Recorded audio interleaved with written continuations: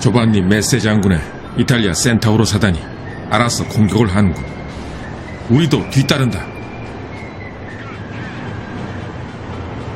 마침내 1943년 2월 16일 아침 7시 30분 순간 포착의 귀재였던 롬멜은 자신에게도 미군을 공격할 절호의 찬스가 다가왔음을 직감하게 됩니다. 카세린 협곡 전투는 바로 이렇게 시작되게 됩니다.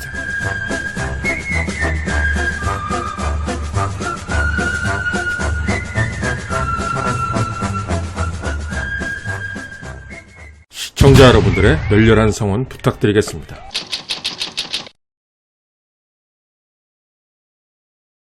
연합군 물량에 혼자 싸우다시피 했던 롬멜만의 전투 2부작 컨텐츠, 즉 알라멜 할파 전투 그리고 엘 알라메인 전투를 이전에 다뤘었습니다. 이 컨텐츠들은 2차 대전 주요 전투 재생 목록에서 찾아볼 수 있습니다. 이번 컨텐츠는 그 이후에 벌어지는 북아프리카 전선의 상황이라고 보시면 정확합니다. 1942년 10월 23일 엘 알라메인 전투가 몬티의 영국 8군 공격으로 시작되었고 열흘이 넘도록 엎치락 뒤치락하며 압도적인 영국군을 막고 또 막았던 롬멜. 그러나 1942년 11월 4일 밤 롬멜은 히틀러의 명령을 어기고 엘 알라메인에서 후퇴를 결정하게 됩니다. 그리고 이어지는 몽고메리의 롬멜 추격. 후퇴하는 롬멜의 마음처럼 억수 같은 폭우가 쏟아지는 날씨 속에서 롬멜은 어떻게 하면 자신의 소중한 부대를 지킬 수 있을지 고민하면서 그날 밤 잠을 설치게 됩니다. 하지만 늘 그렇듯 몽고메리가 이끄는 영국군의 진격은 느리고 우유부단했습니다. 결국 몽고메리는 롬멜의 잔존 병력을 전부 다 쓸어 담을 수 있었던 절호의 찬스를 놓치게 됩니다. 2차 대전 인물열전에서 다루었던 앨런 브룩 영국 육군 참모총장. 이 당시 미국은 유럽 대륙으로 직접 상륙하거나 일본과의 태평양 전쟁에 더 집중하고 싶었던 것이 솔직한 심정이었습니다.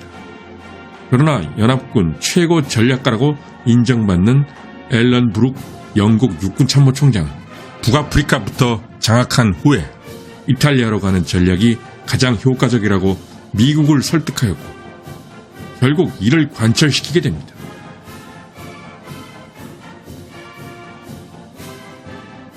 롬멜이 정신없이 몬티의 추격을 피해 도망치고 있었던 1942년 11월 7일에서 8일로 넘어가는 밤 500척의 전투함과 350척의 수송선에 탄 10만 명이 넘는 미영연합군은 모로코와 알제리 해안에 상륙하게 됩니다.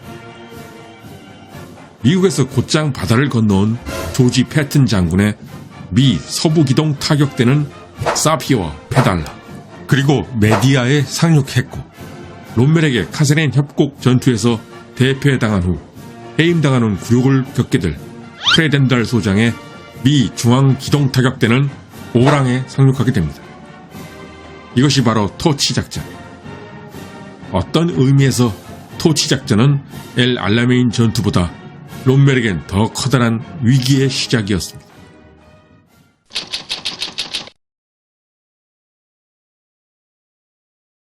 상륙 후 미군을 마중 나온 것은 산전수전을 다 겪었던 롬멜이 지휘하던 독일군이 아니었습니다. 미군은 사기도 떨어지고 무장도 엉망이었던 비시 프랑스군과 마주치게 됩니다. 비시 프랑스군은 독일에 협력했던 친독 정부인 비시 프랑스의 군대라고 이해하시면 됩니다. 어찌됐든 이것은 미군에게 커다란 행운이었습니다. 이 당시에 미군은 2년 후인 1944년 노르망디 상륙 당시에 그 미군하고는 거리가 멀었습니다. 사실 미국은 일본의 진주만 공습이 아니었다면 아예 전쟁에 뛰어들지도 않았을 확률이 큽니다. 특히나 미 육군은 전쟁 준비가 거의 안 되어 있었고 전투 경험이 전무했습니다. 전투 경험이 없었던 미 육군은 비교적 손쉬운 상대인 비시 프랑스군을 상대로 북아프리카 상륙에 성공한 후 근거 없는 자신감을 더욱 높여가게 됩니다. 미영 연합군이 서부 북아프리카에 상륙했다는 소식을 들은 롬멜. 그는 자신에게 다가올 최종 운명은 전멸뿐임을 직감하게 됩니다. 롬멜은 정치인이 아닌 현실주의자였습니다. 그래서 그는 당시 독일군 지휘부의 그 어느 누구보다도 현실을 제대로 볼 수가 있었습니다. 이 무렵 아내에게 보낸 롬멜의 편지. 우리가 북아프리카를 잃는다면 전쟁은 어찌 흘러가게 될까? 당신은 전쟁의 끝이 어떻게 될 것 같소? 이런 끔찍한 생각에서 벗어날 수만 있다면 좋겠소. 1943년 1월 23일 롬멜의 독일 주축군은 몬티의 영국 제8군을 피해 리비아 트리폴리에서도 후퇴를 하게 됩니다. 이로써 2년 동안 롬멜은 자신이 전설을 이뤘던 무대인 리비아 전체를 잃었습니다. 결국 동쪽에서는 몬티의 영국 제8군에게 리비아가 넘어갔고 서쪽의 미영연합군에겐 모로코와 알제리까지 넘어간 상황. 그러자 그제서야 히틀러도 심상치 않은 위기감을 느꼈습니다. 연합군의 더 스트래티지 오브 마스터라고 불렸던 앨런 브룩 영국 육참 총장이 노렸던 것이 바로 이것이었습니다. 동맹국 이탈리아부터 독일에게서 떼어버리자. 그리고 독일군 지휘부에 불안감을 줘서 그들의 병력을 여기저기 흩어놓게 하자. 앨런 브룩의 그 전략대로 히틀러는 불안해졌습니다. 연합군이 북아프리카를 장악한다면 그 다음엔 시실리, 그 다음엔 이탈리아 본토까지 몰려오게 될 것이다. 그리 되면 결국 독일 제3제국은 남부 유럽에서부터 무너지기 시작하는 거 아닌가. 마침내 히틀러는 아프리카 대륙의 튀니지라도 붙잡고 버텨야 한다는 결론을 내리게 됩니다. 그래서 히틀러는 최정예 부대인 헤르만 괴링 기갑사단을 포함한 3개 차량화 사단을 보내기로 결정하게 됩니다. 그리고 이 부대를 지휘할 지휘관에 한스 위르겐 폰 아르님 상급대장을 임명하며 그를 롬멜과 같이 휘니지의 주축국 공동사령관으로 임명하게 됩니다.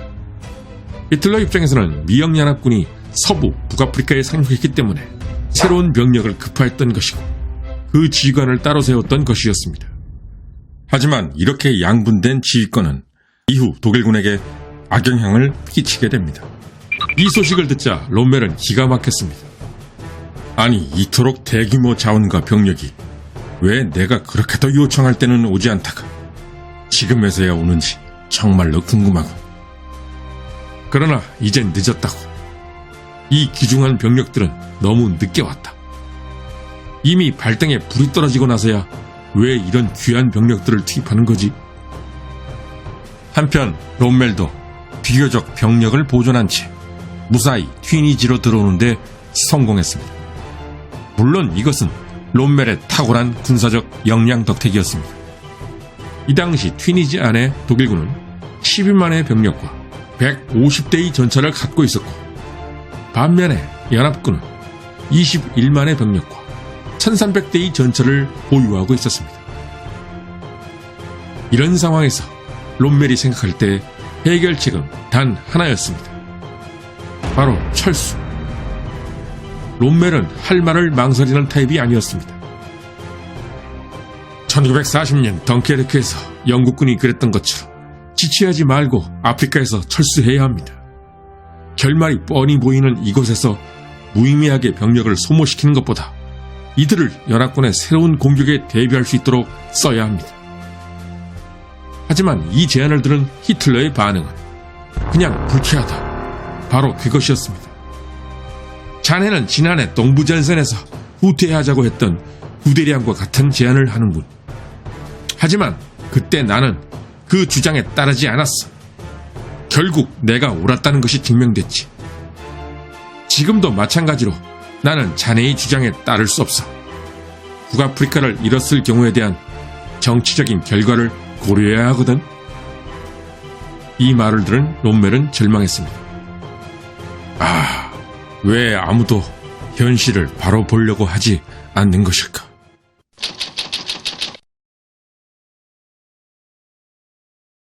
(1943년 1월) 서쪽에서 다가오던 미영연합군은 휘니지를 완전히 점령하는 데는 실패했습니다. 그리고 몬티의 영국 8군은 트리폴리에 입성한 상태. 카세린 전투에 대한 이해를 위해 먼저 이 당시 연합군과 독일 주축군 병력 서열을 설명드려야 할 것 같습니다. 영국 제1군의 케네스 앤더슨 중장, 그리고 예하 부대에 미 제2군단의 프레덴달 소장이 있었습니다.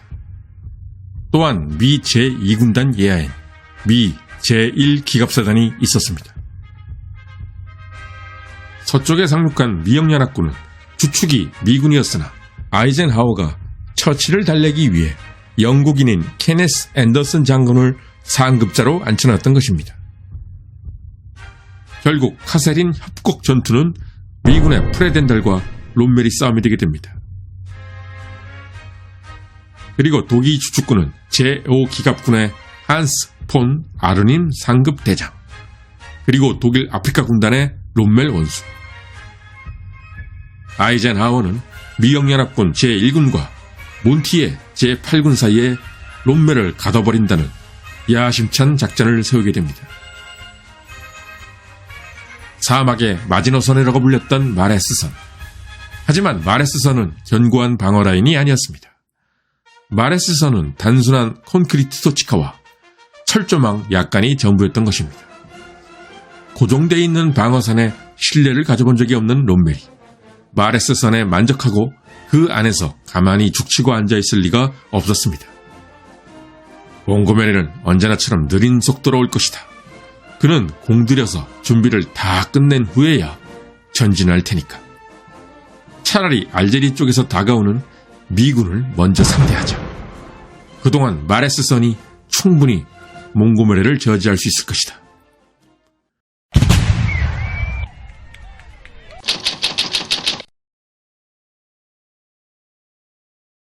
(1943년 2월 14일) 독일의 튀니지 교두보로부터 봄바람 작전이 시작되었습니다. 제5기갑군 사령관 한스 위르겐 폰 아르닌 대장이 지휘하는 기갑부대는 CD 보우지드를 점령하였고, 이때 처음 독일군을 접한 미군은 정신없이 후퇴하였습니다. 다음 날이 되자 미군은 반격을 가해왔습니다. 그러나 독일군은 미군의 반격을 성공적으로 격퇴하게 됩니다. 이때 미군은 처음으로 독일 21기갑사단이 장비한 티거 전차를 목격하게 되었고, 티거에게 집중 난타를 당한 후에는 아예 패닉 상태에 빠지게 됩니다. 그러자 롬멜은 희망에 부풀었습니다. 아르님이 빠른 속도로 CD 보우지드로 들어가게 된다. 아르님의 병력은 남쪽에서 올라오는 나의 병력과 한 지점에서 만날 수 있을 것이다. 그러면 아르님과 함께 진격하여 콩스탕틴과 전략 항구 시설을 포함한 알제리 동부 전체를 점령할 수 있을 것이다. 제5기갑군의 아르닌과 독일 아프리카 군단의 롬멜이 합동작전을 펼칠 수 있는 기회. 3개월 동안 후퇴만 해왔던 롬멜은 연합군을 무너뜨릴 수 있는 공세를 할 희망에 들뜨게 됩니다. 그러나 애석하게도 아르님은 롬멜 휘하에 있지 않았습니다. 때문에 둘은 협조가 이루어질 수가 없었고 지휘라인에 혼선이 빚어지게 됩니다. 사실 아르님은 전형적인 프로이센형 장군이었습니다. 그는 롬멜을 히틀러의 하수인이라고 단단히 착각하고 있었습니다. 반면에 롬멜은 아르님을 답답하고 상상력이 결여된 꼰대 프로이센 장군으로 인식하고 있었습니다. 독일군 지휘부가 이런 와중인데 여기에 더해 이탈리아 제1군은 아예 조반니 메세 장군의 독자적인 지휘를 받는 등 독일 주축군은 모든 부대가 각자 도생으로 움직였습니다. 드디어 롬멜 휘하에 있던 이태리 131기갑사단 센타우로 사단도 마레스 라인에서 가프사 방향으로 돌진을 시작했습니다.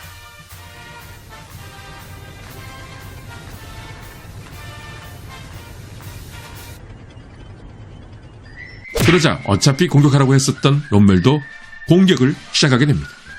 조반니 메세 장군의 이탈리아 센타우로 사단이 알아서 공격을 하는군. 우리도 뒤따른다. 마침내 1943년 2월 16일 아침 7시 30분 순간 포착의 귀재였던 롬멜은 자신에게도 미군을 공격할 절호의 찬스가 다가왔음을 직감하게 됩니다. 카세린 협곡 전투는 바로 이렇게 시작되게 됩니다. 과연 롬멜은 어떠한 전술로 신참내기 미군을 참교육시켜줬을지. 카세린 전투에서 보여준 롬멜의 이 뜨거운 환영식은 2차 대전에 막 참전했던 신참내기 미군에게 결코 독일군이 만만치 않음을 깨닫게 해주게 됩니다. 이번 컨텐츠는 카세린 협곡 전투 일부 영상으로서 전투가 일어나기까지의 과정과 당시 상황을 다뤘습니다. 다음 2부에서는 구체적으로 카세린 전투의 전개 과정을 매우 자세히 설명하고 이 전투에 쓰였던 양측의 무기 비교, 그리고 전투 후에 미군이 어떻게 각성했는지에 대해 두루 살펴볼 예정입니다. 다음 영상도 많은 기대 바랍니다. 감사합니다.